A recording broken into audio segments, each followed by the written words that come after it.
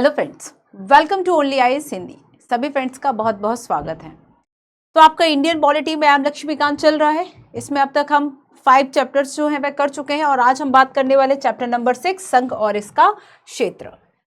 संघ और इसका क्षेत्र के संबंध में हम बात करने वाले हैं।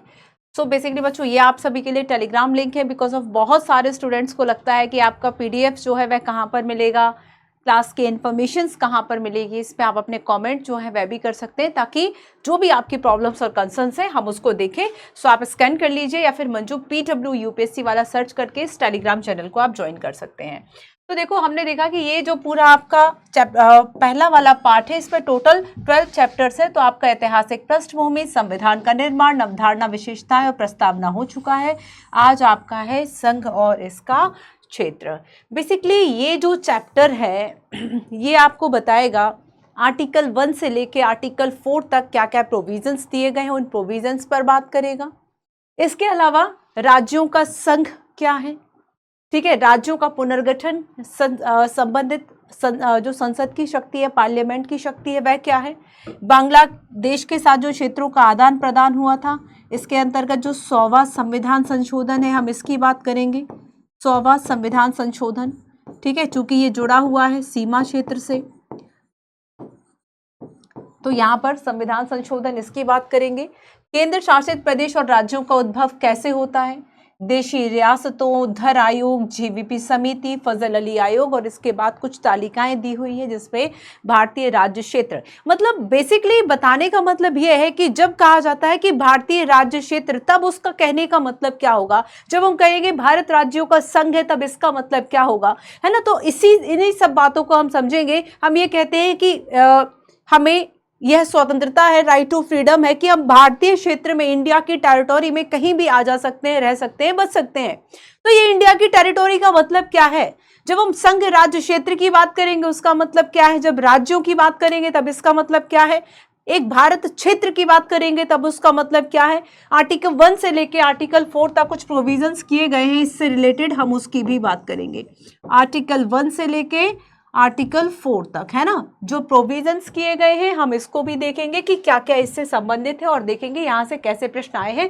तो बेसिकली ये जो आपका चैप्टर है ये आपको बताएगा कि आखिर किस तरीके से 1956 का ये जो मैप था ना, ये जो पॉलिटिकल मैप था, 2 तरीके से मैप होते हैं। एक आप ज्योग्राफी में देखते हैं, ठीक है, जो कि आपका प्राकृतिक मैप होता है, नेचुरल, जिसमें कि आप नदी, पहाड़, पर्वत, श्रृंखला, इन सब की बात कर रहे होते हैं। ये आपका पॉलिटिकल मैप है जिसे आप पॉलिटी में देखते हैं, राजनीतिक मानचित्र। और इसमें क्या दिया होता है बेसिकली कि प्रशासनिक इकाइयों के बारे में होता है कि राजनीतिक इकाइयां कितनी हैं, कहाँ राज्य क्षेत्र है, कहाँ केंद्र शासित प्रदेश है। तो 1956 का जो ये मैप था, देखो इसमें छत्तीसगढ़ नहीं है, देखो इसमें बॉम्बे लिखा हुआ है, गुजरात, महाराष्ट्र की बात नहीं की गई है। देखो यहाँ पर जो है केवल पंजाब है, हरियाणा, हिमाचल नहीं है, यहाँ पर यूपी है, बिहार है, लेकिन यहाँ पे झारखंड नहीं दिख रहा, यहाँ पे तेलंगाना नहीं दिख रहा। मतलब यहाँ पर हम देखें, देखो इसमें केवल असम है, त्रिपुरा की बात हो गई, मेघालय, मिजोरम, अरुणाचल, ये सब नहीं है, है ना।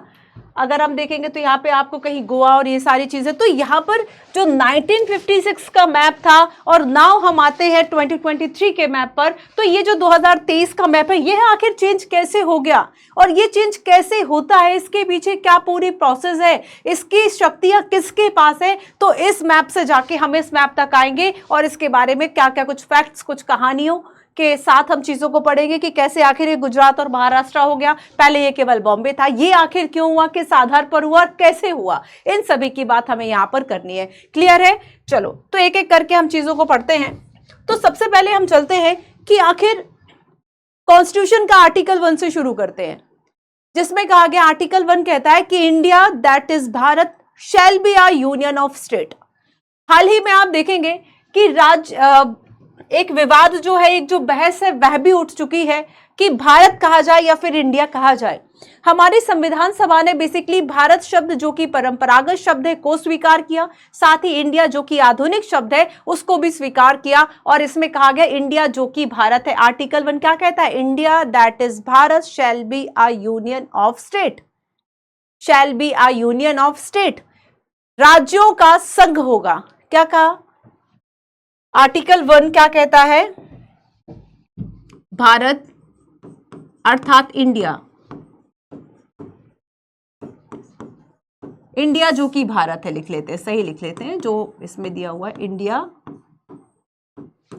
जो कि भारत है, इंडिया जो कि भारत है राज्यों का संघ होगा।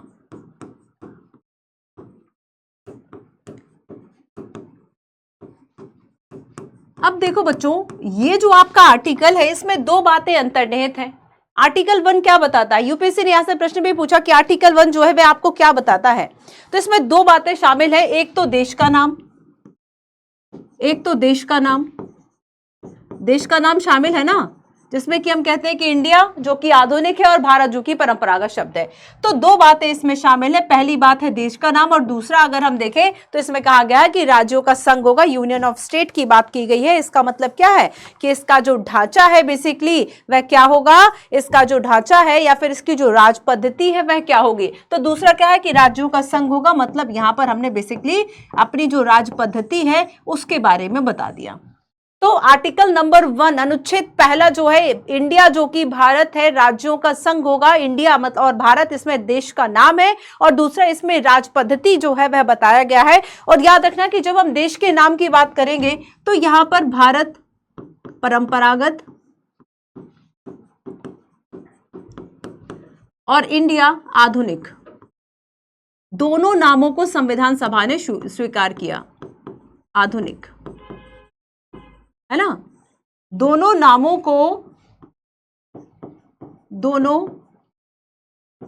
को संविधान सभा ने स्वीकार किया। संविधान सभा ने स्वीकार किया है। क्लियर है? आगे हम देखेंगे कि यहां पर कहा कि राज्यों का संघ है। ठीक है, राज पद्धति में क्या दिखाया गया है कि इंडिया अर्थात भारत जो कि राज्यों का संघ होगा, यूनियन ऑफ स्टेट की बात की गई है।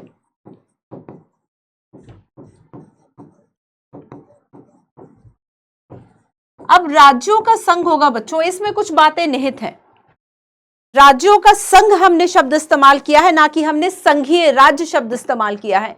याद रखना कि हिंदी में तो संघ वर्ड ही रहेगा, बट इंग्लिश में अंतर होगा।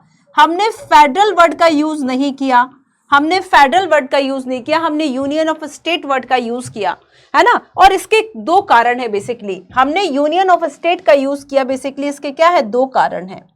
ठीक है, इसके दो कारण है। पहला ये है कि हमने संघीय के स्थान पर, है ना, राज्यों का संघ कहा है, संघीय व्यवस्था या संघीय राज्य शब्द हमने इस्तेमाल नहीं किया, हमने राज्यों का संघ कहा। दोनों में मतलब, दोनों में अर्थ में डिफरेंस है।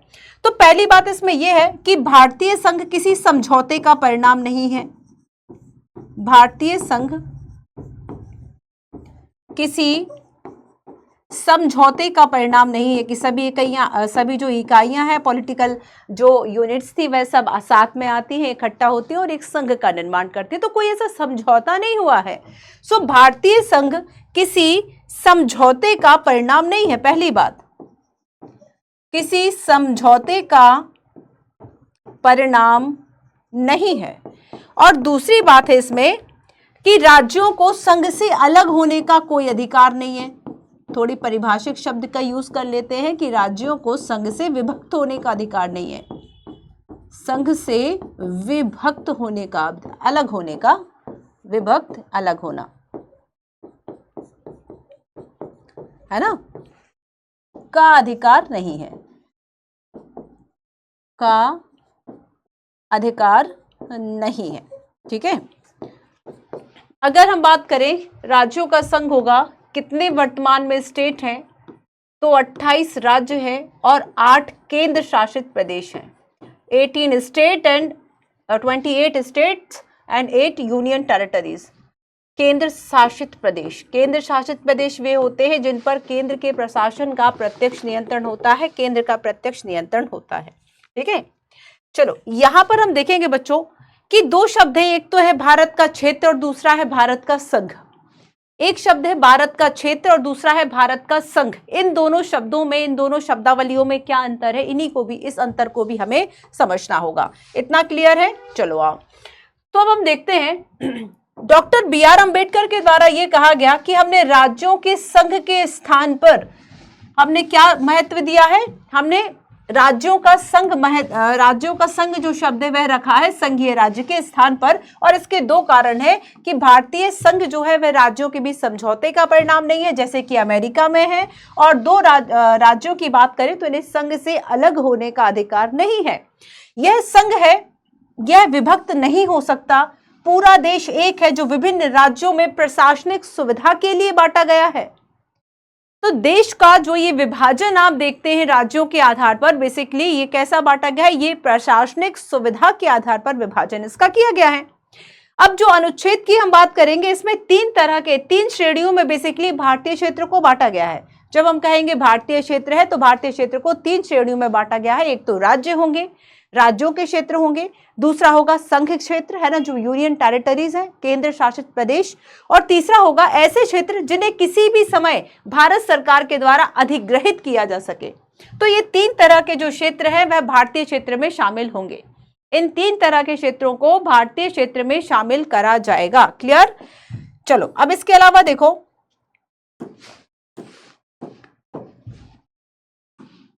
तो यहां पर शब्द आपको दिख गया भारतीय क्षेत्र है ना। चलो आप दो शब्दों का अर्थ समझते हैं, भारत का क्षेत्र और भारत का संघ। भारत का क्षेत्र और दूसरा है भारत का संघ।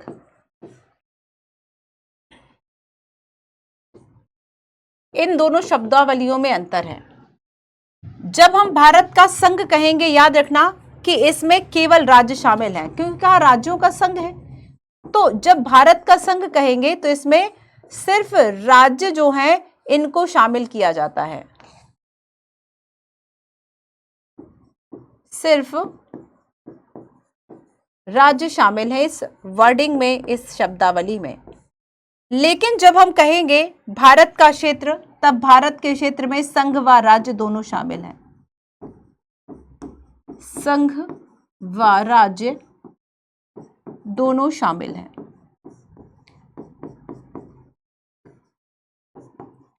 अंतर समझ में आ रहा है? भारत का क्षेत्र कहेंगे तो संघ प्रदेश भी आ गए, संघ शासित प्रदेश भी आ गए। जब हम कह रहे हैं कि भारत संघ होगा तो राज्यों का संघ होगा, राज्यों का संघ होगा, मतलब इसमें केंद्र शासित प्रदेश कहाँ है? वो तो है ही नहीं। तो यहां पर देखना कि सिर्फ राज्य शामिल होंगे। जब हम भारत का मतलब भारत का क्षेत्र जो है, ये वाला शब्द ज्यादा विस्तार लिए हुए है, ये ज्यादा विस्तृत एरिया को कवर करता है। इसके अलावा जब हम संघ शासित क्षेत्रों की बात करेंगे, इनका मतलब क्या है? संघ शासित क्षेत्र, संघ शासित क्षेत्र या केंद्र शासित प्रदेश या फिर यूटीज है ना, यूनियन टेरिटरी। तो याद रखना सीधे केंद्र का प्रशासन होता है, सीधे केंद्र का प्रशासन होता है। ठीक है, आया समझ में? तो भारतीय क्षेत्र को तीन भागों में बांटा, राज्यों का क्षेत्र, संघ राज्य क्षेत्र और ऐसे क्षेत्र जिन्हें किसी भी समय भारत सरकार के द्वारा अधिग्रहित किया जा सकता है। और नेक्स्ट हमने देखा कि जब हम भारत के क्षेत्र की बात करेंगे तो भारत के क्षेत्र में संघ और राज्य शामिल है, लेकिन जब हम भारत का संघ शब्द देखेंगे इसमें केवल राज्य शामिल है। लेकिन और संघ शासित प्रदेशों की बात करेंगे, ये वैसे क्षेत्र जो केंद्र के सीधे प्रशासन में, केंद्र के सीधे नियंत्रण में है। तो अब भारत का क्षेत्र जब कहेंगे तो समझ में आ जाएगा। ये आर्टिकल 1 तक की बात चल रही थी, चलो आर्टिकल 2 की थोड़ी सी बात कर लें। देखो अनुच्छेद 2 कहता है, आर्टिकल 1 में तो ये कहा गया कि India that is Bharat shall be a union of state, है ना, भारत अर्थात इंडिया जो कि भारत है राज्यों का संघ होगा। चलो यहां तक तो बात हमें समझ में आ गई। लेकिन जब हम आर्टिकल 2 की बात करेंगे, आर्टिकल 2 क्या कहेगा?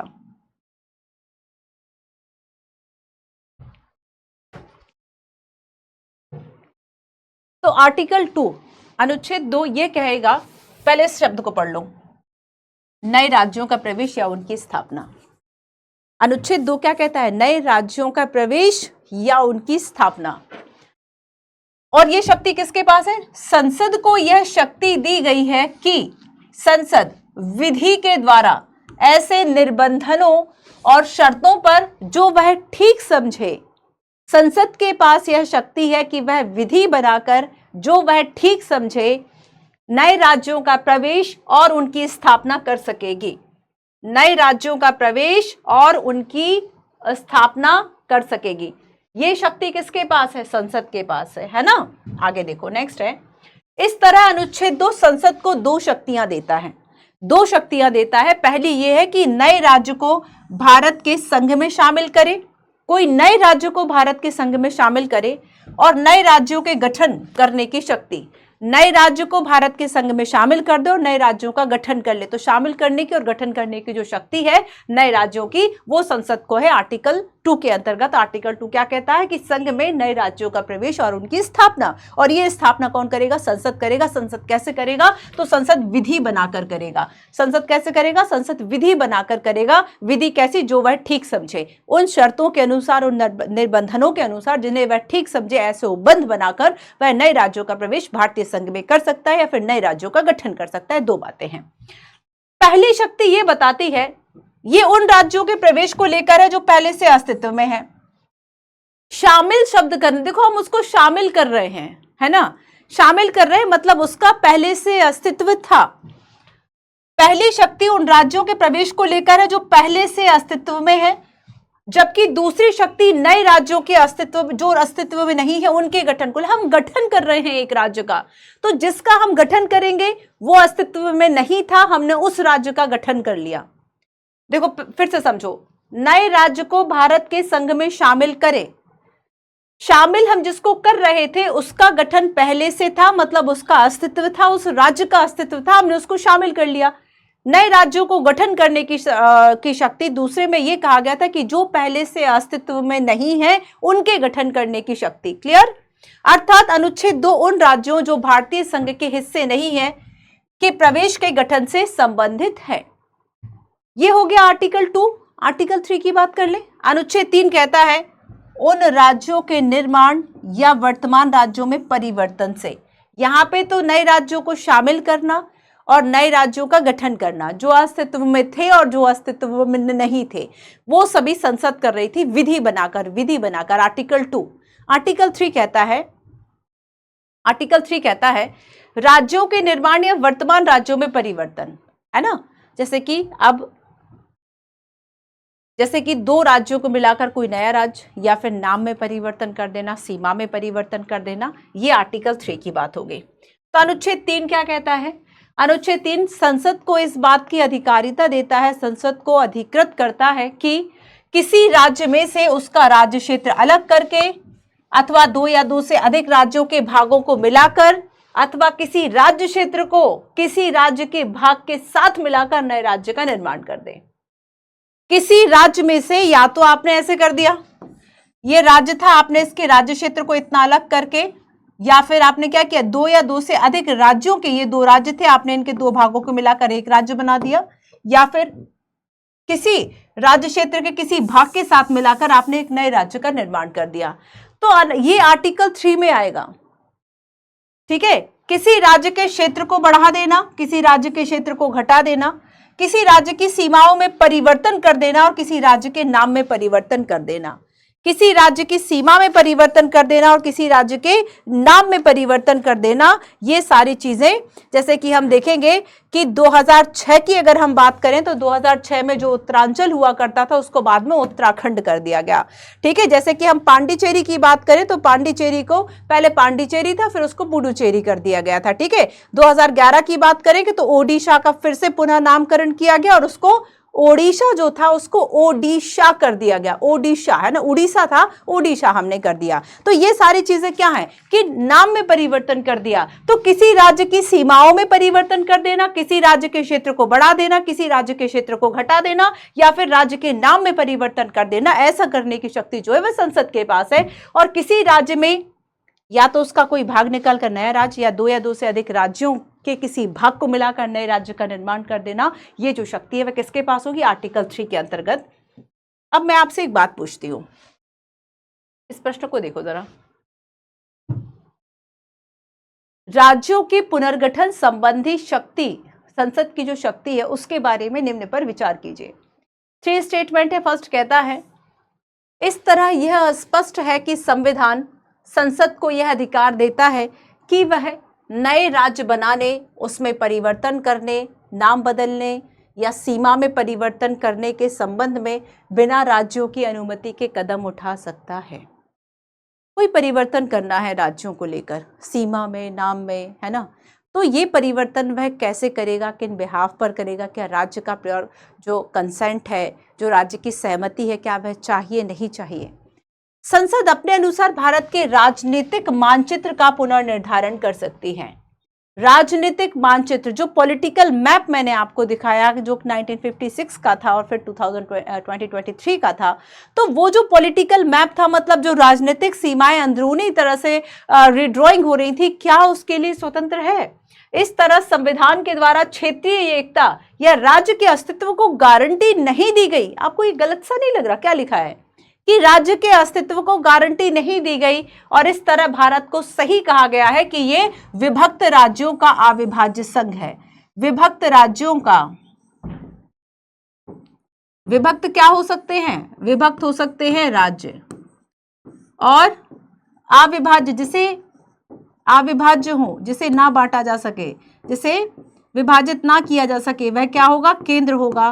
वह क्या होगा? संघ होगा, है ना। ऐसे ही अगर इन बातों को हम थोड़ा सा अपोजिट देखें अमेरिका के संदर्भ में, अमेरिका के कॉन्टेक्स्ट में, तब हम देखेंगे कि यहाँ पर विभक्त जो है वह संघ हो सकता है और जो राज्य है उसके अस्तित्व की गारंटी है। राज्य विभक्त नहीं हो सकता, राज्य अविभाज्य है, राज्य अविभाज्य है। ठीक है, तो अब देखो कि याद रखना कि अगर संसद को ये अधिकार तो है कि वह नए राज्य बना ले, उसमें परिवर्तन कर दे, नाम बदल दे, सीमा में परिवर्तन कर दे, और इसके लिए याद रखना शब्द लिखा है बिना राज्यों की अनुमति के। बिल्कुल सही है, बिना राज्यों की अनुमति के यह जो कदम है वह संसद उठा सकता है। संसद के पास इसकी सर्वोच्च ताकत है।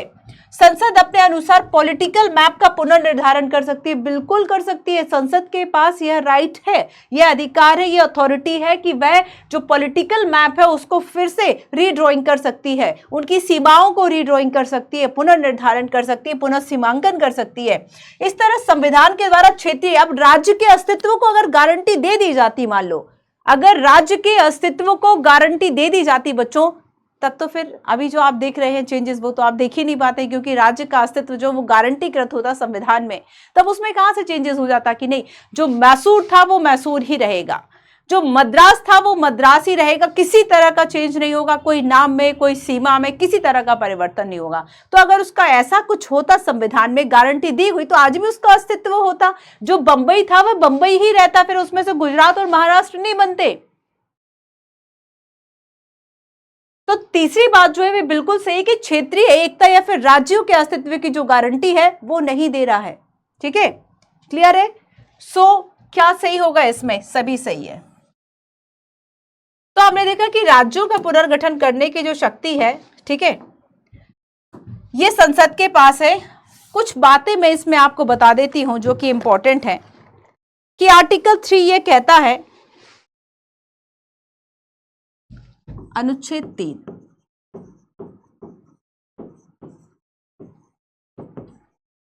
ठीक है, आर्टिकल 3 क्या कह रहा था? भारतीय संघ में नए राज्यों का निर्माण, भारतीय संघ में राज्यों का निर्माण, परिवर्तन, सीमा, इन सब में परिवर्तन, है ना।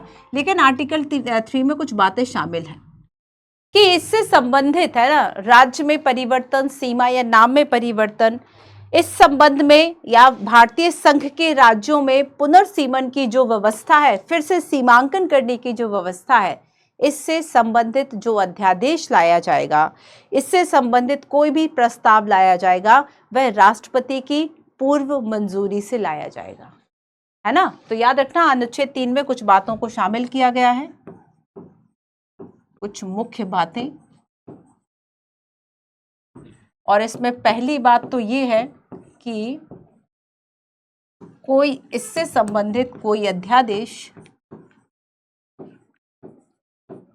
राष्ट्रपति की पूर्व मंजूरी के बाद ही, राष्ट्रपति की पूर्व मंजूरी के बाद ही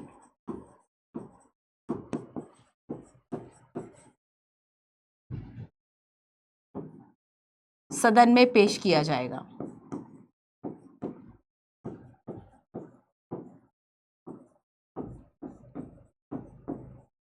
ठीक है। दूसरा इसमें कहा जाता है कि किसी भी सिफारिश या संस्तुति के पूर्व, किसी भी सिफारिश या जो ये संस्तुति है इसके पूर्व राष्ट्रपति के द्वारा, राष्ट्रपति उस अध्यादेश को संबंधित राज्य को भेजेंगे कि भाई आपका नाम सीमा में परिवर्तन करने का प्रस्ताव हम रखने वाले हैं। ठीक है, तो यहां पर क्या है कि संस्तुति के पूर्व राष्ट्रपति उस अध्यादेश को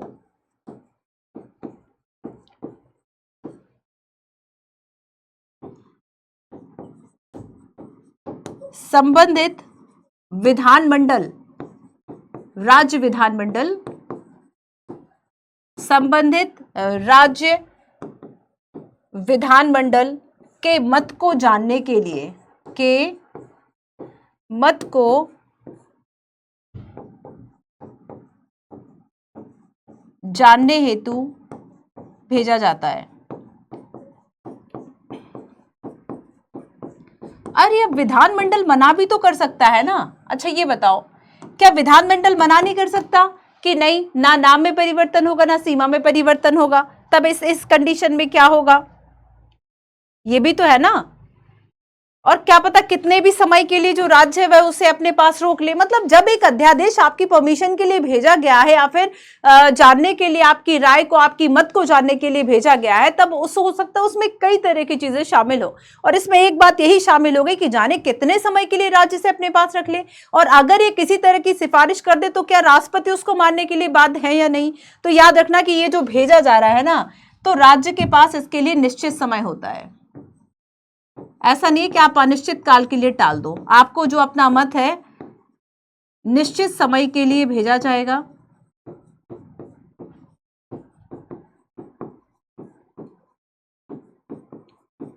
और अगर किसी तरह का कोई संशोधन करते हैं तो राष्ट्रपति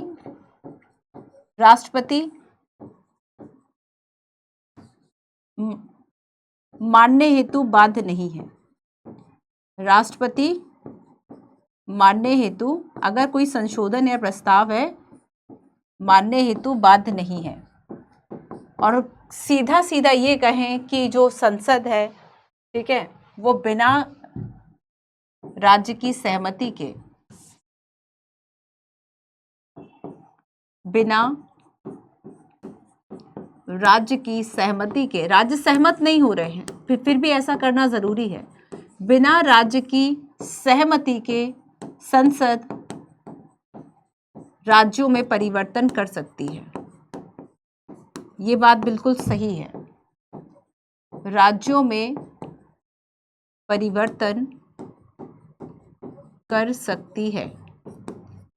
आगे समझ में, बिना राज्य की अनुमति के, बिना राज्य की सहमति के भी इस तरह के जो परिवर्तन है वह किए जा सकते हैं। हाँ, ये बात जरूर है कि इस अध्यादेश को राष्ट्रपति की पूर्व मंजूरी के बाद ही लाया जाएगा। अब एक प्रश्न मैं आपको देती हूं, ऐसे क्या कोई और भी अध्यादेश है जिन्हें राष्ट्रपति की पूर्व मंजूरी से ही पेश किया जा सकता है या फिर नहीं पेश किया जा सकता है ना? और अगर राष्ट्रपति की पूर्व मंजूरी से इसको लाया जा रहा है तो क्या फिर राष्ट्रपति बाद में इसमें वीटो लगाएंगे?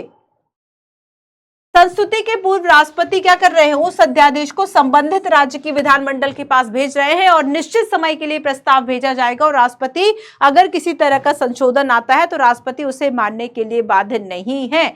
तो यहां पर हमने देखा कि संसद के पास यह राइट होता है कि वह पॉलिटिकल मैप को अपने हिसाब से चेंज कर ले। तो पॉलिटिकल मैप को चेंज करने का राइट किसके पास है? पार्लियामेंट के पास है, ये राइट है ना। क्लियर है? चलिए, तो हमने देखा कि आर्टिकल 3। अब आगे हम देखेंगे कि जो संसद है वह भारत के राजनीतिक मानचित्र का पुनर्निर्धारण कर सकती है, बिल्कुल कर सकती है। और इस तरह राज्य के अस्तित्व की गारंटी जो है वह संविधान में नहीं दी गई है और इसलिए कहा गया है कि विभक्त राज्यों का अविभाजित संघ है। इसका मतलब क्या है? विभक्त राज्यों का मतलब राज्य जो है वे विभक्त हो सकते हैं, राज्य को जो है वह विभक्त किया जा सकता है, इसको कई भागों में बांटा जा सकता है, लेकिन संघ को नहीं बांटा जा सकता। इसलिए संघ को अविभाज्य लिखा है। अमेरिका में जस्ट उल्टा है, अमेरिका में देखो उल्टा इसलिए है बच्चों, क्योंकि वहां पे हम देखेंगे कि जो 51 स्टेट है और जो संयुक्त राज्य अमेरिका बन गया ना, संयुक्त राज्य अमेरिका, उसके पीछे कारण है कि सभी ने समझौते के तहत एक बड़ी राजनीतिक इकाई बना ली, एक पावरफुल कंट्री के रूप में हम सामने आए, एक हम ऐसे गठबंधन, एक अलाइन के रूप में सामने आए। तो उन्होंने क्या किया कि जो वहां पे 50 देश है उन सभी ने मिलकर क्या किया कि चलो हम जो है वह एक हो जाते हैं, है ना, अपनी शक्ति बढ़ाने के लिए एक हो जाते हैं। तो ऐसे में वो सभी जो है वह एक हो गए। तो उनके बीच में बेसिकली समझौता हुआ है, वो किसी समझौते का परिणाम है, उनका वो संघ है। उनके लिए फेडरल शब्द यूज होता है, इंडिया के लिए फेडरल वर्ड यूज नहीं होगा, इंडिया के लिए union of state word use होगा कि राज्यों का संघ होगा।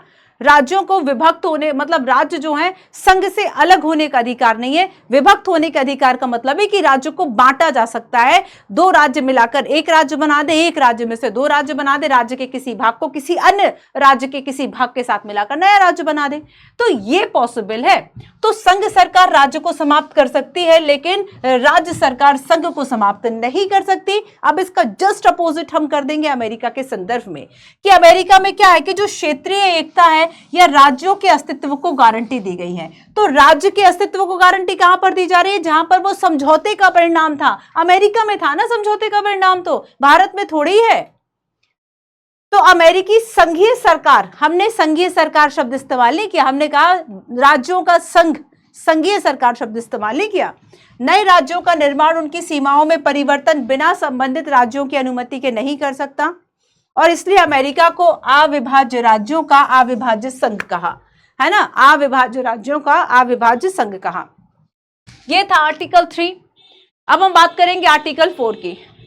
आर्टिकल 4 एक सीधी सी बात करता है कि अभी आपने जो आर्टिकल 2 और आर्टिकल 3 में किया ना, उन्हें आर्टिकल 368 के तहत संविधान संशोधन नहीं माना जाएगा।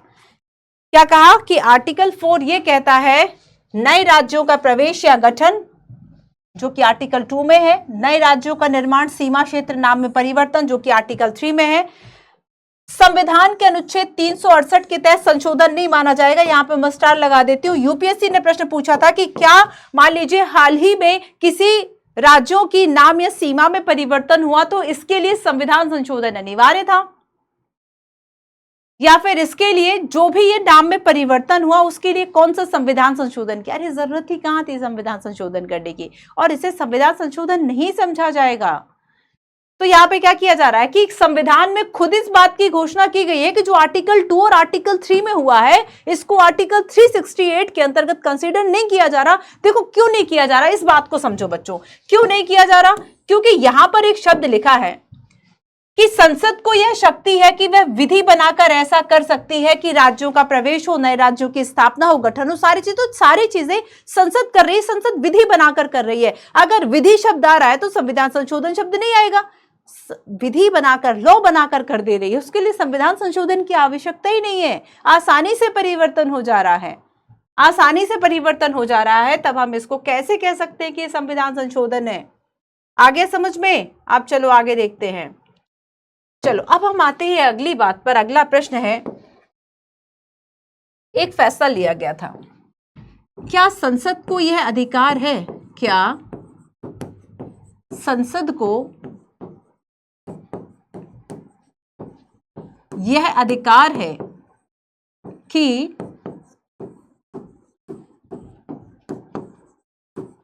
वह भारत के किसी भाग को किसी और दूसरे देश को दे दे, कि किसी राज्य के क्षेत्र को समाप्त कर दे या किसी अन्य देश को दे दे, कि किसी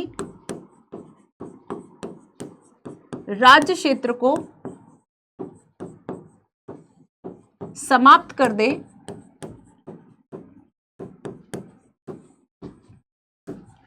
या किसी अन्य देश को दे दे, या किसी अन्य देश को दे दे।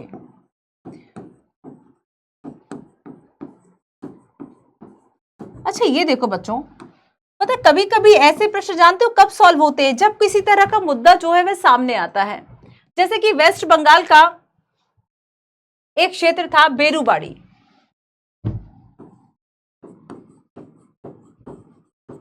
जब बेरुबाड़ी वाला मामला आया ना, पश्चिम बंगाल का क्षेत्र था ये, इसे पाकिस्तान को दे दिया गया था। पश्चिम बंगाल, इसे क्या किया गया था कि पाकिस्तान को जब इस क्षेत्र को दे दिया गया था, पाकिस्तान का जो अधिग्रहण और सारी चीजें उस पर मंजूर कर ली गई थी, तब हम देखेंगे कि ये प्रश्न जो है वह उच्चतम न्यायालय के सामने आया 1960 में। 1960 की बात है, राष्ट्रपति के द्वारा एक संदर्भ के जरिए इस बारे में पूछा गया था, है ना। ये प्रश्न कब आया? 1960 में। और यहां पर देखो उच्चतम न्यायालय ने क्या कहा। उच्चतम न्यायालय ने कहा ऐसा तो नहीं कर सकते। उच्चतम न्यायालय के द्वारा यह कहा गया था इसमें कि संसद को यह शक्ति नहीं है कि वह राज्यों की सीमा को समाप्त कर सके। संसद जो है वह राज्यों की सीमा को समाप्त नहीं कर सकती, ऐसी शक्ति उसमें नहीं है। अगर ऐसा कुछ करना है तो केवल संविधान संशोधन के द्वारा ही करना पड़ेगा। क्या कहा कि अगर ऐसा कुछ करना है तो केवल संविधान संशोधन के द्वारा ही किया जाएगा। तो संसद के पास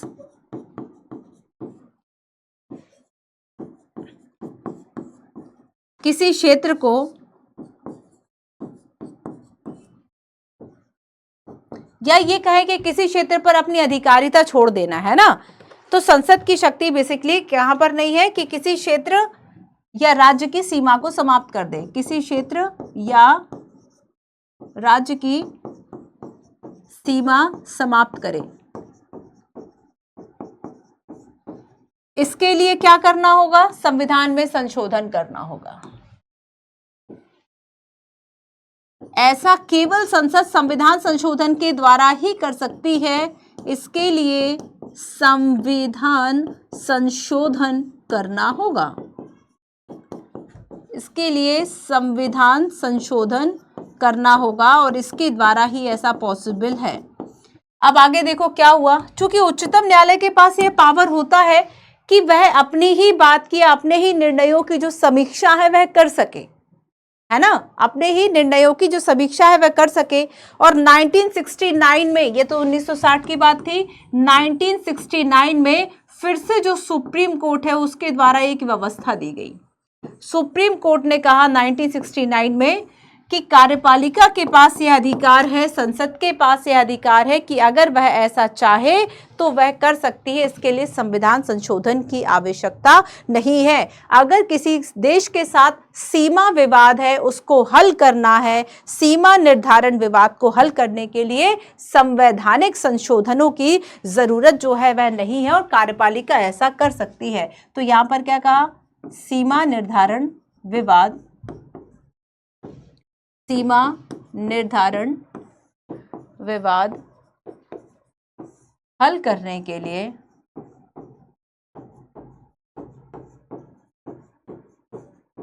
किसी संविधान संशोधन की आवश्यकता नहीं है।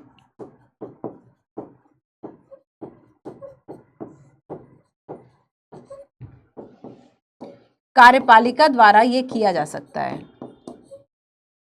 कार्यपालिका द्वारा यह किया जा सकता है। आगे समझ में क्लियर है? अगर अब प्रश्न आएगा तो इसको कर लोगे क्या आसानी से कि क्या संसद के पास ये अधिकार है? और तो ऐसा विवाद 1960 में उठता है, फिर राष्ट्रपति के संदर्भ के द्वारा मामला आता है। 60 में एक व्यवस्था दी जाती है, उस व्यवस्था को उलट दिया जाता है 1969 में। अब ऐसी एक व्यवस्था होती है बांग्लादेश के साथ, है ना। ऐसी एक व्यवस्था होती है बांग्लादेश के साथ, और बांग्लादेश के साथ क्षेत्रों के आदान प्रदान के लिए एक संविधान संशोधन किया गया था जिसे 100वां संविधान संशोधन कहा, और ये 2015 में किया गया था। देखो अगर हम भारत और बांग्लादेश की बात करें तो लगभग 4095 या 96 मतलब 4000 के आसपास, 4000, ठीक है, 96 किलोमीटर की जो सीमा है ना, एक जो लैंड बाउंड्री है, एक जो भूमि सीमा है, वह इन दोनों देशों के बीच में है, जमीनी सीमा है। बट हम देखेंगे बच्चों इसमें कुछ मामला ऐसा फंस रहा था कि भारत और बांग्लादेश की अगर हम सीमा की बात करेंगे तो आप देखो, एक बार जरा मैं आपको मैप में दिखा देती हूँ, थोड़ा इसका सीमा को देखना, देखो कैसी है, ठीक है, कुछ इस तरीके से है।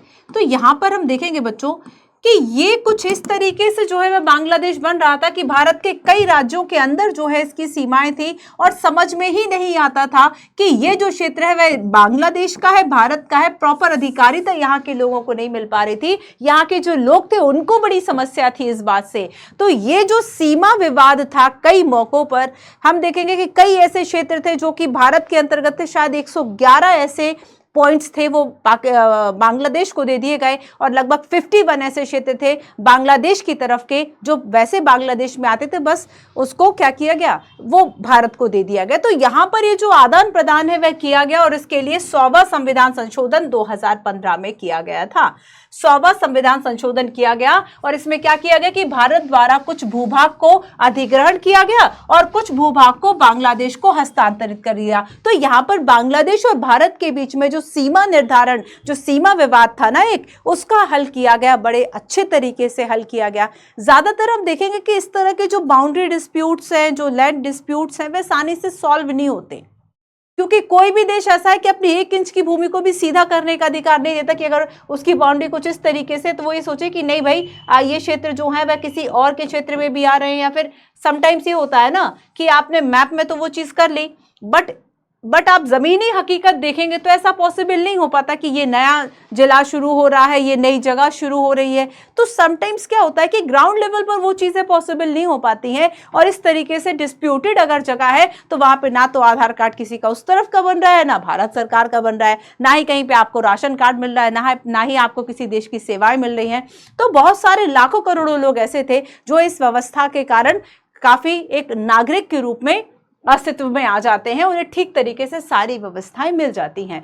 तो कुछ क्षेत्रों का अधिग्रहण किया गया, तो कुछ क्षेत्रों को बांग्लादेश को हस्तांतरित कर दिया गया। इस लेन देन में भारत ने 111 विदेशी अंतः क्षेत्र को बांग्लादेश को दे दिया, तो 51 क्षेत्रों को भारत को हस्तांतरित किया।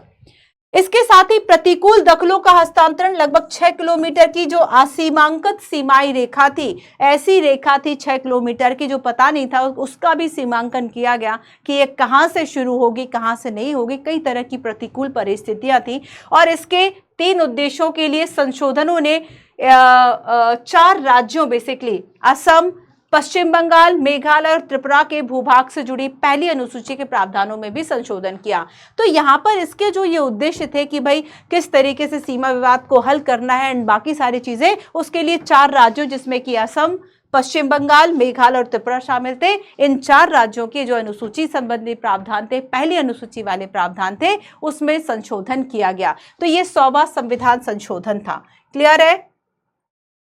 100वां संविधान संशोधन था, है ना। तो अभी तक हमने 2-3 बातों को तो समझ लिया। अब आगे चलते हैं और नेक्स्ट हम देखेंगे केंद्र शासित प्रदेशों और राज्यों का उद्भव आखिर कैसे हुआ। ठीक है, इनका जो उद्भव है वह आखिर कैसे हुआ। तो देखो, जब हम शुरू, इसमें 3 बातों को हमें पढ़ना है। इसमें हमें पढ़ना है कि जो केंद्र शासित प्रदेश और जो राज्यों का अस्तित्व में आना कैसे हुआ, कि जब देश आजाद हुआ उसके बाद किस तरीके से एक लिंग्विस्टिक बिहाफ पर, भाषाई आधार पर राज्यों के पुनर्गठन की मांग हो रही थी। और ऐसा आंध्र प्रदेश जो कि तेलुगु भाषा के आधार पर बन गया था, है ना, वो एक बड़ा उसने संकट पैदा कर दिया और बाकी राज्य भी इस तरह की डिमांड करने लगे। हम देखेंगे कि कई तरह से, चाहे फजल अली आयोग है, जेवीपी आयोग है ना, इस तरह से आयोग बनते हैं, धर आयोग है, देशी रास्तों का एकीकरण है। यहां से हम बात को शुरू करेंगे कि आखिर जो हम अभी वर्तमान में केंद्र शासित प्रदेश और राज्यों का उद्भव देखते हैं वह आखिर किस तरीके से हुआ। तो शुरुआत हम करेंगे देशी राज्यों के एकीकरण से, देशी रियासतों के एकीकरण से, जो ये प्रिंसली स्टेट थे। अच्छा ये बताओ, प्रिंसली स्टेट का मतलब क्या था। देखो, हम देखेंगे कि जो अंग्रेजों के समय ना 2 तरह से इस तरह के राज्य हुआ करते थे। एक तो हुआ करता था ब्रिटिश प्रांत, ब्रिटिश प्रोविंसेस या ब्रिटिश प्रांत। ये ऐसे क्षेत्र जिस पर प्रत्यक्ष नियंत्रण था अंग्रेजों का क्या था, प्रत्यक्ष नियंत्रण था। और देशी रियासतें की बात करें या प्रिंसली स्टेट, जिस पर किसी राजा का शासन था।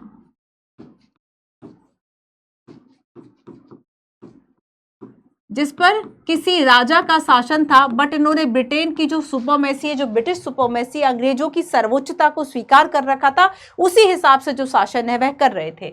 तो ऐसा नहीं है कि कोई स्वायत्त थे, कोई स्वतंत्र थे, बस कहने को नाम मात्र की कठपुतलियां थे। तो ये प्रिंसली स्टेट थे। जब देश को आजाद किया गया तो टेक्निकली ये भी आजाद हो गए। और जब ये रियासतें, हम कहेंगे कि शायद उस वक्त 550 से ज्यादा इस तरह की रियासतें थी, इनके पास 3 ऑप्शंस जो हैं वह इनको दिए गए थे। पहला था कि या तो आप इंडिया में शामिल हो जाओ, दूसरा ऑप्शन था कि आप पाकिस्तान में शामिल हो जाओ, और तीसरा कहा था कि आप इंडिपेंडेंट रह लो, स्वतंत्र रह लो। उस वक्त हम देखेंगे कि मणिपुर की रियासतें थी, है ना, भोपाल के नवाब थे, हैदराबाद है, जूनागढ़ है, कई तरह के ऐसे बीच बीच में ऐसे रियासतें और राजा आते हैं जिन्होंने कहा कि नहीं, हम भारतीय संघ में शामिल नहीं होंगे। तो किसी ने कहा कि नहीं, हम संविधान सभा को नहीं मानेंगे, किसी ने कहा हम संविधान को नहीं मानेंगे।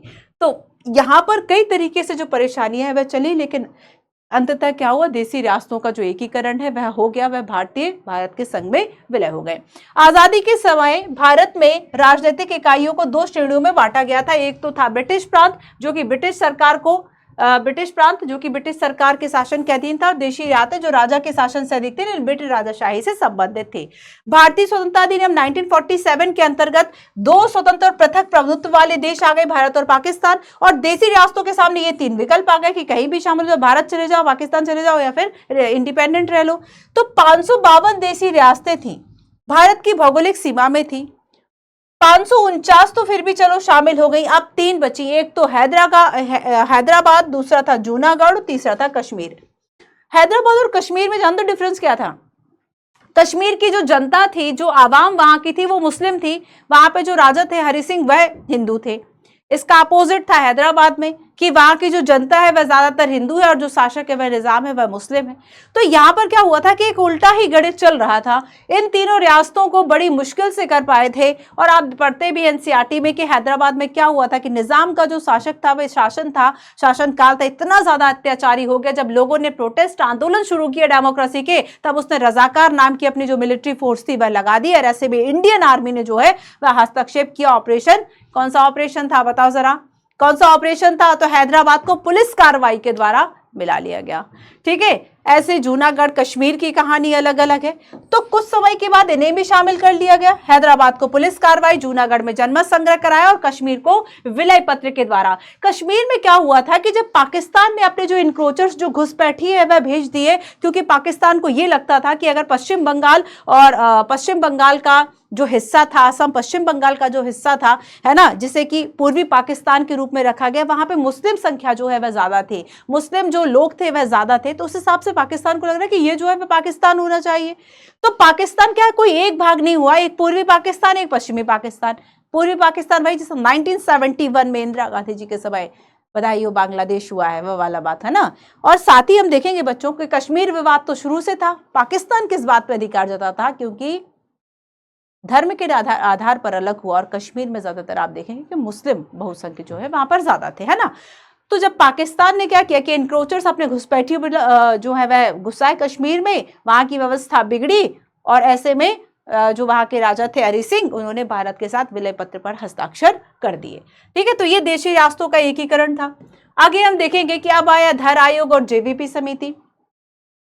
देशी रियासतों के शेष भारत में एकीकरण विशुद्ध रूप से अस्थायी व्यवस्था थी। देश के विभिन्न भागों में, विशेष रूप से दक्षिण में, मांग उठने लगी कि राज्यों का भाषा के आधार पर पुनर्गठन हो। और ऐसी सबसे पहली मांग का ऐसा, अगर हम देखेंगे देश का ऐसा पहला राज्य कौन सा था जिसे कि भाषा के आधार पर राज्य बनाया गया? जून 1948 में भारत सरकार ने एस के धर की अध्यक्षता में भाषाई प्रांत आयोग की नियुक्ति की गई। आयोग ने अपनी रिपोर्ट दे दी दिसंबर 1948 में, और सिफारिश ये की थी कि राज्यों का जो पुनर्गठन किया जाए, राज्यों का फिर से जो पुनः सीमांकन किया जाए। देखो, हमारे सामने बहुत सारे चैलेंजेस थे जब हम एक इंडिपेंडेंट कंट्री के रूप में, जो हमारा स्टेटस है वह इंडिपेंडेंट हुआ, है ना, सोवरन हुआ, तब हमारे सामने एक जो प्रॉब्लम थी वह ये थी कि हम किस तरीके से ये जो इंटरनल बाउंड्रीज हैं, ये जो आंतरिक सीमाएं हैं ना राज्यों की, उसको ठीक करें। तो यहाँ पर धर आयोग ने क्या सिफारिश की थी कि प्रशासनिक सुविधा जो है वह आधार हो, ना कि भाषा। तो यहाँ पर धर आयोग क्या कह रहा है कि भाषा की जगह प्रशासनिक सुविधा, भाषा की जगह प्रशासनिक सुविधा आधार हो। ठीक है, ये धर आयोग कह रहा है। ये धर आयोग की सिफारिश थी कि राज्य जो है वह भाषा की जगह प्रशासनिक सुविधा के आधार पर बनाए। और देखो नाम क्या था इसका, अगर हम धर आयोग की बात करें और हम जेवीपी आयोग की बात करें तो जेवीपी में शामिल थे जवाहरलाल नेहरू, वल्लभ भाई पटेल। ठीक है, ये सब इसमें शामिल थे। आगे हम देखेंगे कि अक्टूबर 1953 में भारत सरकार को भाषा के आधार पर पहले राज्य के गठन के लिए मजबूर होना पड़ा। पहले राज्य के गठन के लिए जो भारत सरकार है वह मजबूर हो गई थी, क्योंकि 56 दिनों की भूख हड़ताल के बाद जो भाषा के आधार पर पहला राज्य का गठन हुआ था, कौन सा था स्टेट, कौन सा स्टेट था और किस भाषा के, कई बार ये पूछा गया था। जो मांग कर रहे थे, ठीक है, उनकी 56 दिनों की भूख हड़ताल के बाद मृत्यु हो गई। अब सोचो कि अगर 56 दिनों की भूख हड़ताल के बाद मृत्यु हो गई, लोगों में आक्रोश कितना ज्यादा होगा। और ऐसे में पहला जो एक राज्य था भाषा के आधार पर देना पड़ा। बात यहां तक खत्म नहीं हुई, जैसे ही पहला राज्य दिया हर जगह मांग उठ गई। बंबई में मांग उठ गई कि भाई गुजरातियों के लिए गुजरात हो, ठीक है, और मराठी भाषा के लिए महाराष्ट्र हो। पंजाब की बात उठ गई, तो ऐसा नहीं कि पंजाब को हालांकि हाँ बहुत देर से कंसीडर किया गया, लेकिन फिर भी अगर हम पंजाब की बात करें तो वहां पर भी इस तरह की डिमांड उठ गई। भाषा के आधार पर स्पेशली हम दक्षिण की बात करें, द्रविड़ आंदोलन हो रहे हैं और सारी चीजें, एक अलग ही कंट्री की मांग हो रही है कि नहीं हमें तो अलग देश ही बना दो, राज्य तो ठीक है। तो यहाँ पर इस तरह की जो मांग है वह उठती रही। तो ऐसा नहीं है कि हमने इस मामले को एक साथ जो है वह सॉल्व कर लिया था।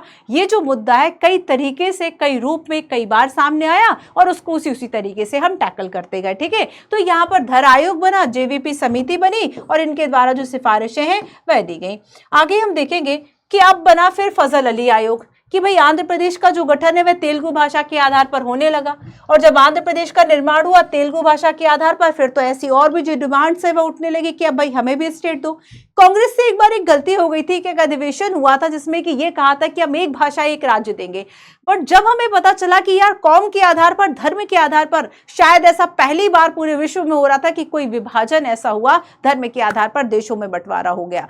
तो यहां पर क्या था, द्विराष्ट्रीय सिद्धांत क्या कहता है, द्विराष्ट्रीय सिद्धांत जो पाकिस्तानी समर्थक थे उनका ये मानना था कि भारत जो है वह विविधताओं या फिर ये कोई एकता में अनेकता वाली बात नहीं है। यहाँ पर स्पष्ट रूप से दो धर्म है, हिंदू धर्म और मुस्लिम। ठीक है, तो यहाँ पर इस तरीके से कहा कि भाई ये जो इनके हित है वह एक से नहीं है या फिर विपरीत है, अलग अलग राष्ट्रों की डिमांड इनके द्वारा की जा रही थी। दो स्वतंत्र डोमेनियन की बात की गई, दो स्वतंत्र राष्ट्र की बात की गई। तो हम देखेंगे कि जब ऑलरेडी पार्टीशन हुआ तो उसके बाद अब कहा जाता है कि भारत में इतना पोटेंशियल, इतनी क्षमता नहीं बची थी कि वह भाषा के आधार पर भी बट सके, और इसलिए कांग्रेस ने जो बात वो अधिवेशन में कही थी उस बात को फिर नहीं लागू करा, है ना। तो यहां पर हम देखेंगे कि भाषा के आधार पर राज्य की मांग उठने लगी जब आंध्र प्रदेश को दे दिया गया था अक्टूबर 1953 में एक अलग राज्य का दर्जा।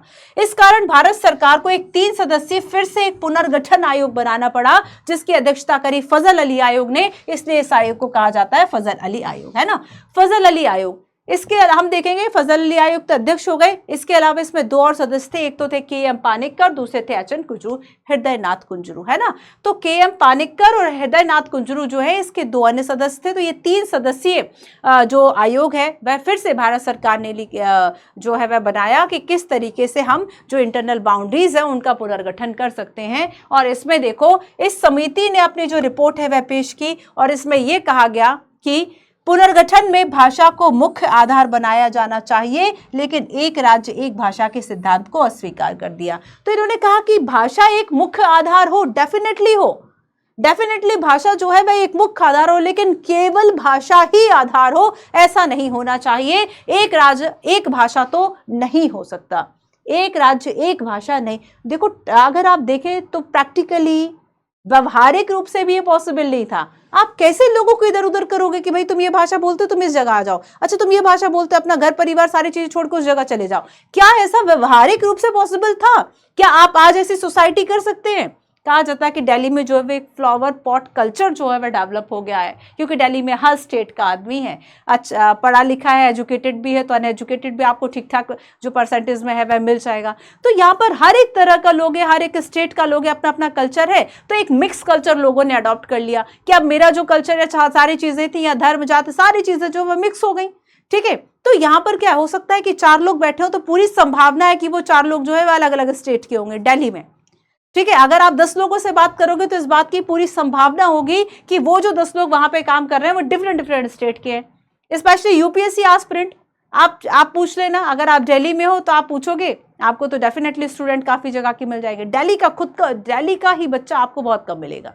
तो यहां पर हम देखते हैं कि किस तरीके से एक राज्य एक भाषा का जो सिद्धांत है उसको खारिज किया, कहा कि हाँ भाषा एक आधार हो, मुख्य आधार हो, पर केवल भाषा आधार हो, यह बात गलत है। ठीक है, तो यहां पर इन्होंने क्या किया कि इनका मत था कि राजनीतिक इकाई के पुनर्निर्धारण में भारत की एकता का भी तो ध्यान रखो। हमने सिद्धांत ही अपनाया था अगर कि विविधता में एकता, और यहां पर हम कह रहे हैं कि भाई ये हिंद की विशेषता होगी, unity in diversity, Nehru ji की बात की, ये हम पर थोपी गई नहीं है, इंपोज नहीं, बल्कि हमारे गहरा विश्वास है कि हम सब एक है। सहिष्णुता जो है वह हमारी प्रकृति है, हमारी भारतीय संस्कृति है। 4 प्रमुख कारक बताए। यूपीएससी ने यहां से प्रश्न पूछा कि फजल अली आयोग जो है कौन से प्रमुख कारक थे, तो फजल अली आयोग ने 4 ऐसे कारक बताए जिसके आधार पर जो ये पुनर्गठन है, राज्यों की सीमाओं का पुनर्गठन, हमारी जो इंटरनल बाउंड्रीज थी उनको रीड्रॉइंग किया जा सकता था। और उसमें पहला था कि देश की एकता और सुरक्षा का अनुरक्षण, देश की एकता और अखंडता जो है वह खतरे में नहीं होनी चाहिए, ये इसका पहले ध्यान रखा जाए। दूसरा ध्यान रखा जाए कि भाषाई और सांस्कृतिक रूप से जो है वह एक रूपता हो, भाषा और संस्कृति की एक रूपता, केवल भाषा की बात नहीं कही। वित्तीय, आर्थिक और प्रशासनिक तर्क के आधार पर बांटा जाए, वित्तीय, आर्थिक और प्रशासनिक तर्क के आधार पर। और चौथा इन्होंने कहा कि बेसिकली पूरे राज्य और पूरे देश में लोगों के कल्याण की क्या योजनाएं हैं, उस कल्याण के आधार पर, उस वेलफेयर कैसे उसका विकास किया जाता है, इसको आधार बनाया जाए। तो यहाँ पर इन्होंने भाषा को शामिल तो करा, हाँ एक पॉइंट में भाषा भी शामिल है, लेकिन केवल भाषा शामिल नहीं है, भाषा और सांस्कृतिक एकता की यहाँ पर बात की जा रही है ना, देश की एकता की बात की जा रही है, अखंडता की बात की जा रही, वित्तीय, आर्थिक, प्रशासनिक तर्क की बात की जा रही, और प्रत्येक राज्य लोगों के जो कल्याण है उनकी बात की जा रही। तो बेसिकली यहाँ पर 4 ऐसे, अब देखो इन्होंने कहा कि 16 राज्य हो और 3 केंद्र शासित प्रदेश हो। फजल अली आयोग ने क्या कहा था, देखो ये बात भी इंपॉर्टेंट है कि क्या इसने सिफारिश करी थी, और ये बात भी इंपॉर्टेंट है कि सरकार ने क्या माना। तो सिफारिश करी थी कि 16 राज्यों का गठन हो गया और 3 केंद्र शासित प्रदेश हो गए। तो यहाँ पर भारत सरकार के द्वारा बहुत कम परिवर्तन 19-20 ही किया गया था, और 1 नवंबर 1956 को जो पुनर्गठन किया, 14 राज्य और 6 केंद्र शासित प्रदेश, 14 स्टेट और 6 यूटी में देश को प्रशासनिक सुविधा के आधार पर डिवाइड किया गया।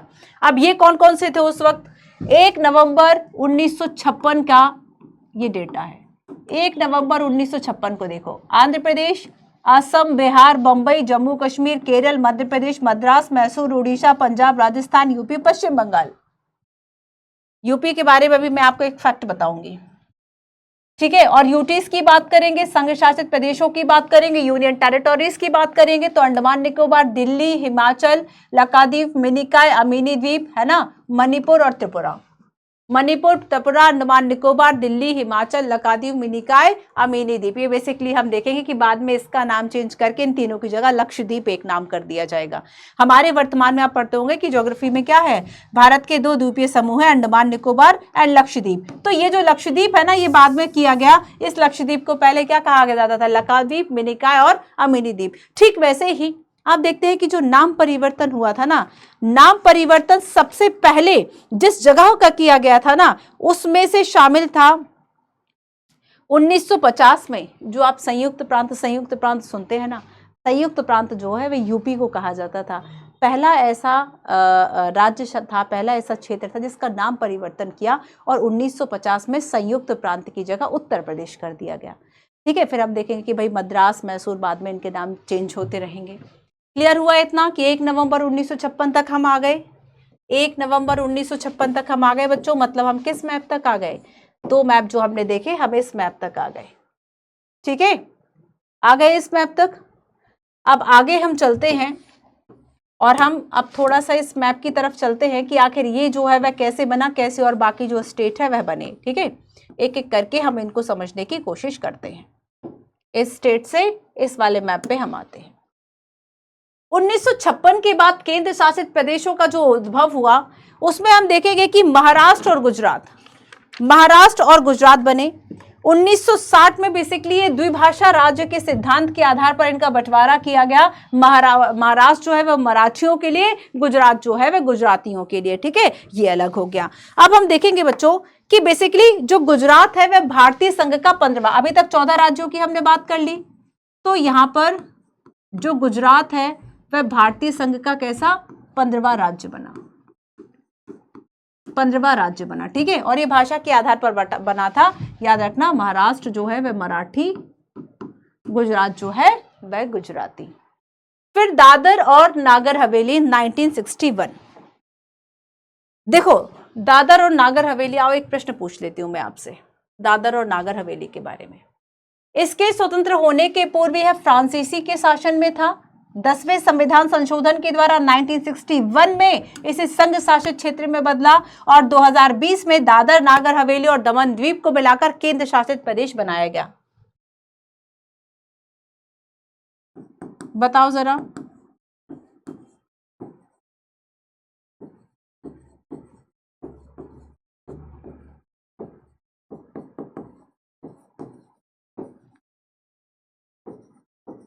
वर्तमान सरकार का ये जो उद्देश्य है, ठीक है, न्यूनतम सरकार और अधिकतम शासन, इसके अंतर्गत हम देखेंगे कि ये दोनों महज कुछ ही किलोमीटर के अंतर पर ये दो यूटीज थे। और बेसिकली हम देखेंगे कि अगर कोई केंद्र है या राज्य है तो उसकी जो राजधानी होगी या फिर उसका जो सचिवालय और बाकी जो खर्च है वो बहुत ज्यादा होते थे। तो हमने एक तरह से मितव्ययिता को अपनाया और आवश्यक अब नहीं था कि हम इन्हें दो यूटीज में देखें, जबकि बहुत कम, बहुत छोटा छोटा यहाँ पर एरिया है। तो हमने क्या किया कि जो दमन द्वीप था, है ना, गुजरात के इस छोर पर और महाराष्ट्र के छोर के, और जो हम इस छोर के आपस में बात करेंगे कि जो दादर नागर हवेली है, इन दोनों को क्या किया गया, इन दोनों को मिला गया। 2020 में एक अधिनियम लेकर आए और वहां से इन दोनों का मर्जर कर दिया गया, ठीक है। तो जो जम्मू कश्मीर और लद्दाख बनने के बाद जो हमारे केंद्र शासित प्रदेशों की संख्या 9 हो गई थी, वह वापस से 8 हो गई। क्यों 8 हो गई? क्योंकि जो दादर नागर हवेली और दमन द्वीप, ये पहले 2 केंद्र हुआ करते थे, फिर इन दोनों को मिलाकर एक केंद्र शासित प्रदेश बना दिया गया। और याद रखना कि ये जो है दादर नागर हवेली है, गोवा है, ये सब जो है वह पुर्तगालियों के अंडर में थे, ना कि फ्रांसीसी। तो यहां पर फ्रांसीसी गलत होगा क्योंकि यहां पर याद रखना कि ये पुर्तगाल शासन के अंतर्गत थे। तो पहला रॉन्ग हो गया, दूसरा और तीसरा जो है वह इसमें सही है। आया, क्लियर हुआ? चलो, तो यहां पर हम देखेंगे किस तरह से दादर और नागर हवेली जो है वह अस्तित्व में आता है। फिर हम बात करेंगे गोवा की, है ना।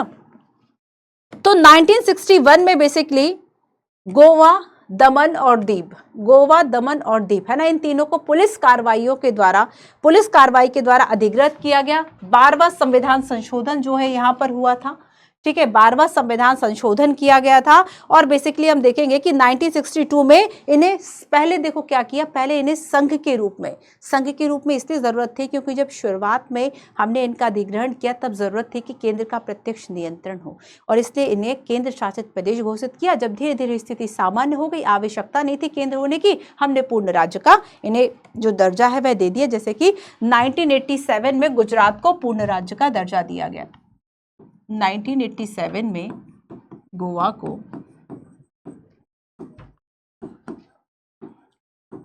पूर्ण राज्य का दर्जा दिया गया था,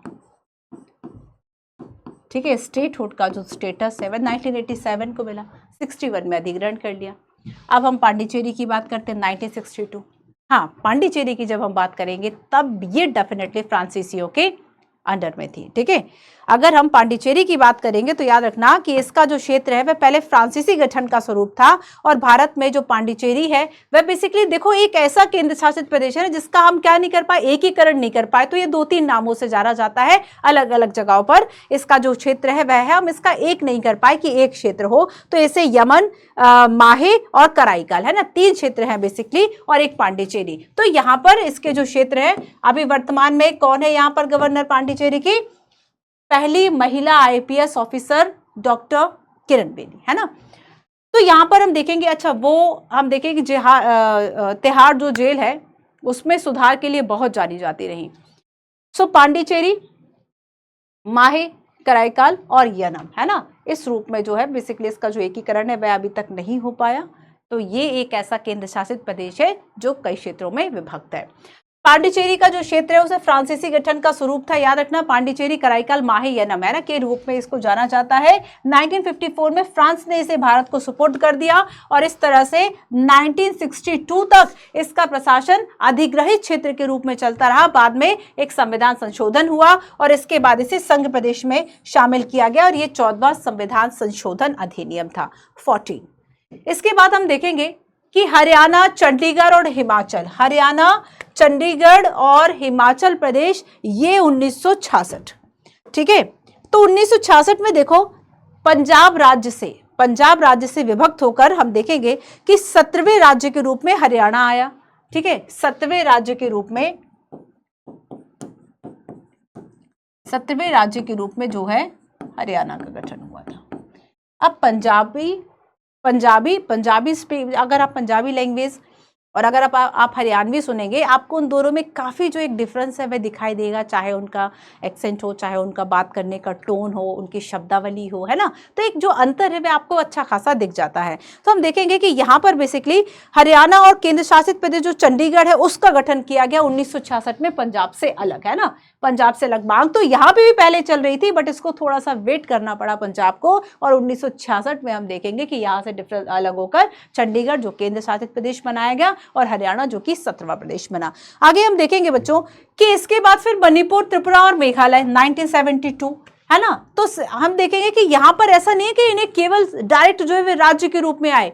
पहले कई ऐसे राज्य थे जो कि केंद्र के रूप में थे, केंद्र शासित प्रदेश के रूप में थे, बाद में उनको राज्य के रूप में कन्वर्ट किया गया था, जैसे कि हमने गोवा की बात करी, है ना, तो हम देखेंगे कि 1972 में जो पूर्वोत्तर हम नॉर्थ ईस्ट की बात करते हैं उसमें काफी परिवर्तन आए और 2 केंद्र शासित प्रदेश मणिपुर और त्रिपुरा जो है वह आए। मणिपुर व त्रिपुरा और एक उपराज्य जो है वह मेघालय को दर्जा दिया गया। तो यहाँ पर ये जो है वे बेसिकली उस वक्त केंद्र शासित प्रदेश 2 केंद्र शासित प्रदेश जो थे इनको एक राज्य का जो दर्जा है वह दिया गया, ठीक है। इसके बाद कई तरह के चेंजेस और भी हुए नॉर्थ ईस्ट में, जैसे कि आप देखते हैं कि अभी वर्तमान में नॉर्थ ईस्ट में जो कि 7 सिस्टर्स के रूप में जाने जाते हैं, 7 राज्य। सिक्किम की बात करेंगे 1975 पूर्ण राज्य का दर्जा दिया गया। यहाँ पर एक चोग्याल वंश का शासन था, ठीक है। तो हम देखेंगे कि ज्यादातर जो जनता है वह डेमोक्रेसी चाह रही है, वह भारत में विलय होना चाह रही थी। किस तरह से यहाँ की जो चीजें हैं वह बदली और 1947 में सिक्किम जो है जब भारत आजाद हुआ था तब यहाँ पर एक शाही राज्य हुआ करता था, एक राजा के अंडर में, जहाँ पर चोग्याल वंश का शासन था, ठीक है, चोग्याल वंश का शासन था। 35वां संविधान संशोधन होता है 1974 में और फिर सिक्किम को एक संबद्ध राज्य मतलब जो भारत से जुड़ा हुआ राज्य था इसके रूप में शामिल किया गया था। बाद में हम देखेंगे कि 1974 में, है ना, काफी जो चेंजेस हैं वह किए गए और 75 में सिक्किम को पूर्ण राज्य का दर्जा दिया गया। मिजोरम, अरुणाचल और गोवा 1987। अब गोवा यहां पर भी लिखा था भाई, तब तो पुलिस कार्रवाई के द्वारा आजाद कराया गया था, है ना, एक तरह से उस पर अधिकार किया था भारत सरकार ने। 1987 में गोवा, मिजोरम, अरुणाचल को जो है बेसिकली राज्य का दर्जा दिया गया। तेलंगाना की बात करेंगे 2014 में, ठीक है, तेलंगाना। अच्छा देखो कि तेलंगाना जो है एक लंबे समय से एक जो मांग है वह उठ रही थी, इसके पहले छत्तीसगढ़, उत्तराखंड और जो झारखंड है, छत्तीसगढ़, उत्तराखंड और झारखंड, ये कब 2000 में, सन 2000 में, 2000 में छत्तीसगढ़, उत्तराखंड और झारखंड जो है, जैसे छत्तीसगढ़ मध्य प्रदेश से, उत्तराखंड यूपी से और झारखंड जो है वह बिहार से अलग होकर 26, 27 और 28वें राज्य के रूप में सामने आते हैं, ठीक है। अब ऐसे ही हम तेलंगाना की बात करें तो आंध्र प्रदेश से अलग होकर 2014 में इसका अस्तित्व आता है। एक लंबे समय से हम देखेंगे कि लंबे समय तक तेलंगाना और जो आंध्र प्रदेश है इनके बीच में राजधानी का जो विवाद है वह चलता रहा, ठीक है। अब देखो जम्मू कश्मीर, लद्दाख 2019, हम सभी जानते हैं कि जब जम्मू कश्मीर पुनर्गठन अधिनियम 2019 आया तब उसके द्वारा जम्मू कश्मीर की धारा जो 370 जो कि जम्मू कश्मीर को एक विशेष राज्य का दर्जा देती थी, कुछ विशेष अधिकार जम्मू कश्मीर को प्राप्त थे, जैसे कि उसका अपना संविधान, अपनी संहिता हुआ करती थी, उन सभी को हटा दिया गया और जम्मू कश्मीर और लद्दाख को 2 यूटीज में डिवाइड कर दिया गया, है ना, 2 संघ क्षेत्रों में बांट दिया गया था और इसके साथ ही हमारे केंद्र शासित प्रदेशों की संख्या 9 हो गई थी। लेकिन जैसे ही दमन द्वीप और दादर नागर हवेली का विलय कर दिया गया, मर्ज कर दिया गया, है ना, 2019 का पुनर्गठन अधिनियम ये था और 2020 में वो हो गया और उसके बाद से केंद्र शासित प्रदेशों की संख्या कितनी हो गई? 28 हो गई, है ना, 28 हो गई। क्लियर? तो यहां तक हम पहुंच गए। तो आर्टिकल 1 कहता है कि संघ के क्षेत्र और नाम होंगे। आर्टिकल 2 कहता है नए राज्यों का नामांकन और स्थापना होगी। नामांकन की बात करेंगे और स्थापना में दोनों में अंतर था, है ना। एक जो पहली बात कर रहा है उन राज्यों की जिनका अस्तित्व है, दूसरा बात कर रहा है उन राज्यों की जिनका अस्तित्व नहीं है।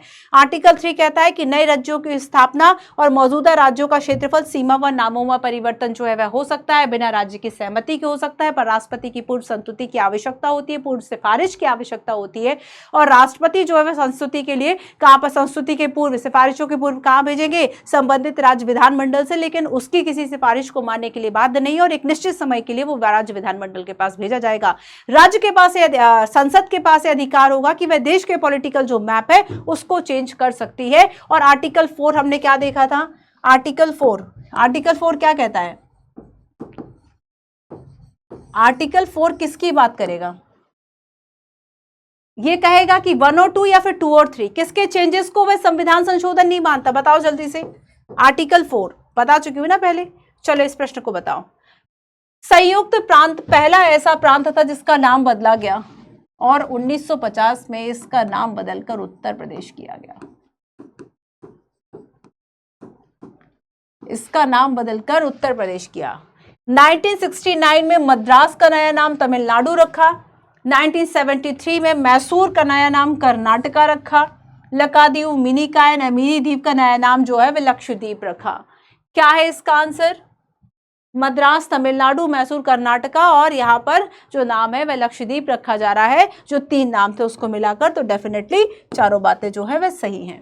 अब देखो बच्चों, मैं एक प्रश्न आपको बताती हूँ। यूपीएससी ने प्रश्न पूछा था, जैसे कि मान लो यहाँ से प्रश्न कैसे आते हैं कि जैसे किन्हीं 2 राज्यों के बीच में किसी एक चीज को लेकर विवाद हो रहा है, या वर्तमान में कौन कौन से सीमा विवाद अभी भी चल रहे हैं।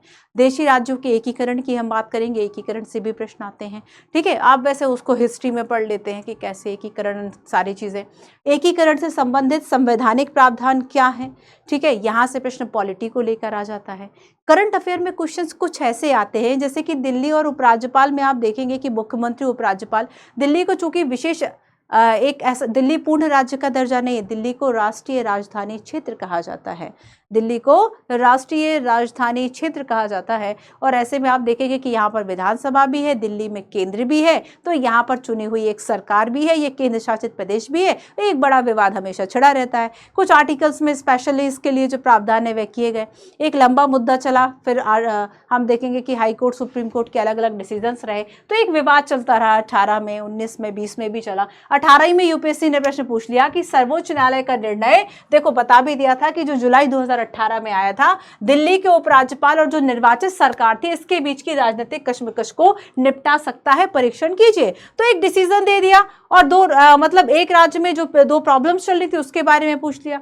ठीक है, तो इस तरीके से जो प्रश्न है वह करंट अफेयर को लेकर आ जाते हैं। तो यहाँ पर हमने काफी राज्यों की बात की। इसके बाद देखो कुछ आर्टिकल्स, कुछ अधिनियम की बात की गई है कि किस संविधान संशोधन के द्वारा किस राज्य में परिवर्तन किया गया, किसकी सीमा में परिवर्तन किया गया, किसके नाम में परिवर्तन कर दिया गया। तो एक टेबल है, वो टेबल आप पढ़ लेंगे।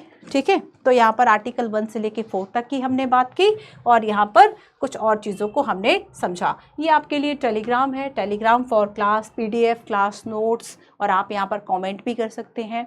ठीक है, तो इसको स्कैन कर लीजिए, इस टेलीग्राम चैनल को ज्वाइन कर लीजिए। यहाँ पर आपको क्लासेस की सारी पीडीएफ्स जो है वह मिल जाएंगी। तो मंजू PW यूपीएससी वाला सर्च करके भी आप ज्वाइन कर सकते हैं। चलो आज जल्दी से हम देखते हैं हमने पढ़ा क्या है आज की क्लास में। चैप्टर नंबर 6, संघ और इसका राज्य क्षेत्र, राज्यों का संघ, राज्यों का पुनर्गठन संबंधी संसद की शक्ति, बांग्लादेश के साथ क्षेत्रों का आदान प्रदान। ठीक है, केंद्र शासित प्रदेशों का उद्भव, देशीय रियासतें, धर आयोग, JVP, फजल अली आयोग। आर्टिकल 1 कहता है India that is Bharat shall be a union of state, India जो कि भारत है राज्यों का संघ होगा। और हमने संघीय राज्य शब्द को नहीं अपनाया, शब्दों पे बहुत ध्यान देना, संघीय राज्य शब्द को नहीं अपनाया, संघीय राज्य शब्द की जगह राज्यों का संघ कहा। और इसके लिए डॉक्टर अंबेडकर ने कहा कि 2 अर्थ है, 2 कारण है कि ये समझौते का परिणाम नहीं है, और जो राज्य है वे संघ से अलग नहीं हो सकते। अमेरिका से यहाँ पर हमने तुलना करके पढ़ा कि अगर हम अमेरिका की बात करें तो जो अमेरिका है वह समझौते का परिणाम है, उसका जो स्ट्रक्चर, उसके लिए फेडरल वर्ड यूज किया जाता है। बट हमने इंग्लिश में, हिंदी में फेडरल और यूनियन दोनों के लिए संघ शब्द ही है, लेकिन फेडरल जो शब्द है वो हमने इस्तेमाल नहीं किया, हमने यूनियन शब्द इस्तेमाल किया है ना। अमेरिका में हमने देखा था कि उसकी कहानी पूरी दूसरी होगी। तो इन आर्टिकल 1 ये बता रहा था कि देश का नाम क्या है, राज पद्धति का प्रकार यह है कि राज्यों का संघ होगा, यूनियन ऑफ स्टेट होगा, याद रखना है ना। तो यहाँ पर 28 राज्य और वर्तमान में 8 केंद्र शासित प्रदेशों की हमने बात करी। हमने देखा डॉक्टर बी आर अम्बेडकर ने कहा कि राज्यों का संघ होगा, इसका महत्व क्या है। और जब हम भारतीय क्षेत्र की बात करेंगे 3 श्रेणियों में बांटा जाएगा, राज्य का क्षेत्र, संघ क्षेत्र, राज्यों के क्षेत्र, संघ क्षेत्र और ऐसे क्षेत्र जिन्हें कि कभी भारत सरकार के द्वारा अधिग्रहण कर दिया जाए, अधिग्रहण कर लिए जाए, ऐसे क्षेत्र भी अधीन आएंगे। तो यहाँ पर हमने देखा संघ शासित प्रदेश यूटी वो होंगे जो केंद्र का प्रशासन डायरेक्ट रूप से होगा। भारत के क्षेत्र जो है ये ज्यादा विस्तार लिए हुए शब्द है, इसमें संघ व राज्य दोनों शामिल है, जबकि भारत के संघ में केवल राज्यों का शामिल है, केवल राज्य शामिल है, उसमें संघ शामिल नहीं है। क्योंकि कहा क्या जाता है कि भारत राज्यों का संघ होगा, तो केंद्र कहाँ आ गए, उसमें राज्यों का संघ होगा। वो जो संघ है ना, वो संघ शासित प्रदेश केंद्र के नहीं है, राज्यों के संघ के लिए है, ठीक है, याद रखना। इसमें सिर्फ राज्य शामिल है, तो ज्यादा विस्तार भारत के क्षेत्र का है। आर्टिकल 2 में हमने देखा था कि विधि बनाकर राज्यों का प्रवेश और स्थापना कर सकती है, चूंकि विधि बनाकर कर सकती है और इसलिए इसे संविधान संशोधन नहीं माना जाएगा। याद रखना, कभी भी नाम व सीमा में परिवर्तन करना हो या फिर 2 या 2 से अधिक राज्यों के किसी भाग को मिलाकर नया राज्य बनाना हो, उसके लिए संविधान संशोधन नहीं होता है, क्योंकि संसद जो है वह विधि बनाकर आसानी से ऐसा कर सकती है। इसके लिए विशेष बहुमत की भी आवश्यकता नहीं होती है, ठीक है, इसलिए इसके लिए संविधान संशोधन की आवश्यकता नहीं होती। इसलिए कहा जाता है कि संसद राजनीतिक मानचित्र को, पॉलिटिकल मैप को अपनी इच्छा के अनुसार उसका जो सीमांकन पुनर्निर्धारण है वह कर सकती है, ठीक है। आया समझ में। आर्टिकल 3 में 3-4 बातें हमने करी। आर्टिकल 3 में देखा कि कोई भी इस तरह का अध्यादेश होगा राष्ट्रपति की पूर्व मंजूरी से होगा, विधानमंडल भी भेजा जाएगा, ठीक है। आर्टिकल 3 में 2 शर्तों की बात हो गई। राजनीतिक मानचित्र, अमेरिका से हमने तुलना कर ली कि अमेरिका में जो है वह राज्यों के अस्तित्व की संवैधानिक गारंटी है, लेकिन भारत में राज्यों के अस्तित्व की गारंटी नहीं है। एक और हमने विवाद देखा कि क्या संसद को यह अधिकार है कि किसी राज्य क्षेत्र को वह समाप्त कर दे, है ना। तो देखा था हमने कि बेरूबारी जो मामला आया था, इसमें एक बार उच्चतम न्यायालय कहता है कि ऐसा अधिकार नहीं है, संविधान में संशोधन करना पड़ेगा। तो दूसरी बार कहा कि संविधान संशोधन की आवश्यकता नहीं है, कार्यपालिका चाहे तो ऐसा कर सकती है। बांग्लादेश के साथ क्षेत्रों का आदान प्रदान, 100वां संविधान संशोधन हमने करा। केंद्र शासित प्रदेशों को उद्भव में देशी रियासतों का एकीकरण, धर आयोग, जेवीपी समिति, फजल अली आयोग की बात की। 1 नवंबर 1956 को जिन राज्यों और क्षेत्रों का, संघ राज्य क्षेत्रों का अस्तित्व था, ठीक है, उनकी हमने बात की, लिस्ट देखी। उसके बाद हमने देखा कि कैसे 1956 के इस मैप से बच्चों हम इस मैप पर आ गए, जिसमें कि बॉम्बे की बात करें तो बॉम्बे देखो वहां पर जो है वह गुजरात और महाराष्ट्र नहीं है। नेक्स्ट वाले में आपको गुजरात महाराष्ट्र देखेंगे, है ना। तो हमने इसका पूरा एक जो कहानी है वह देखा कि कब महाराष्ट्र, गुजरात, दादर नगर हवेली, गोवा, दमन दीव, पांडिचेरी, हरियाणा, चंडीगढ़, तेलंगाना, जम्मू कश्मीर तक हम आ गए, ठीक है। कुछ क्वेश्चन हमने देखे। आर्टिकल 1, 2, 3, 4 आपको याद करना है और ये करंट अफेयर का एक क्वेश्चन है जो कि दिल्ली से संबंधित है। तो मिलते हैं हम अपनी नेक्स्ट क्लास में। Thank you so much.